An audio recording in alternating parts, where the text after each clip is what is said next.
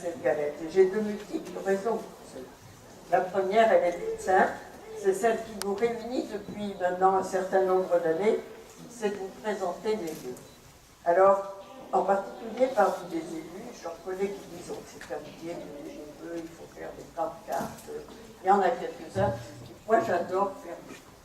Et j'adore exprimer des vœux. Et j'en connais un qui est devant moi, qui l'adore beaucoup moins parce que je passe en effet beaucoup de temps à cela, mais j'adore aussi l'exprimer en direct. Parce que je crois très profondément que ça n'est pas que des formules. Alors c'est pas abracadabra, ça ne va pas changer le monde d'un jour à l'autre, mais ça exprime de la part de chacun de nous, de chacun de ceux qui vous l'ont dit, qu'on souhaite pour chacun de vous que les choses aillent bien, que les choses aillent mieux, qu'on y pense vraiment.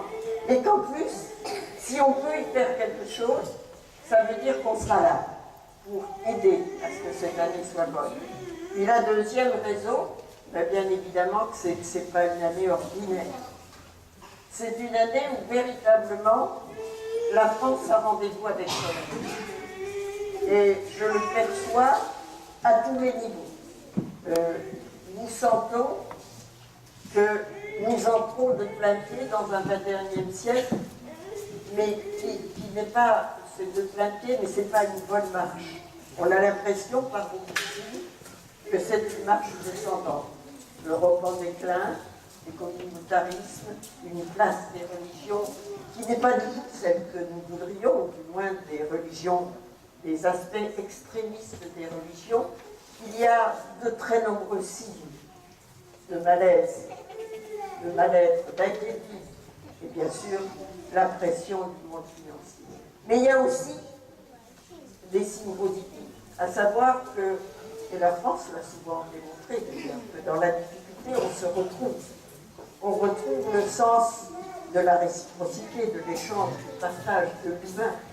Et je crois que c'est ce que François Hollande va porter, va savoir montrer, parce qu'il en est tout à fait pétri.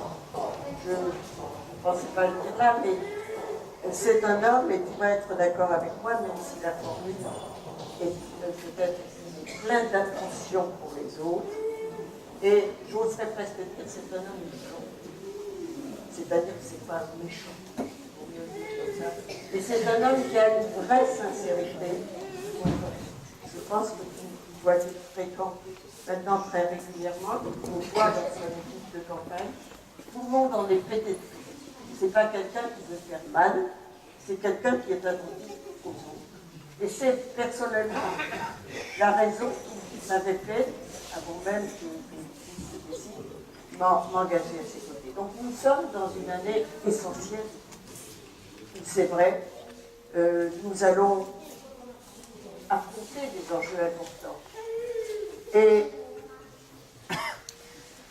comme Sandrine, et comme on l'a dit tout à l'heure, j'avoue que j'aurais une grande joie d'être de cette promotion politique, de cette classe politique, classe au sens d'année, de ces conscrits, qui vont monter au feu pour reconstruire le pays. Parce que c'est comme ça que je le perçois. C'est vraiment comme ça que je le perçois. Les élus que vous allez porter aux affaires, que vous allez choisir, que vous allez mandater, vont avoir mission de reconstruire notre pays et de lui donner, de lui redonner le sens des valeurs et en particulier le sens de l'exemplarité. Et c'est pour ça que j'étais particulièrement heureuse qu'Alain soit là. Nous avons beaucoup échangé sur ce sujet. Nous avons même élaboré une proposition de loi qui concerne ce qu'on appelle la réserve parlementaire. Ce n'est pas mon sujet d'en parler là ici, parce que ce serait un sujet très long à exprimer, mais nous sommes particulièrement unis sur ce dossier. Dans ce qui est un peu moins le maire de Bordeaux n'a peut-être pas complètement l'initiative de faire des investissements. Voilà.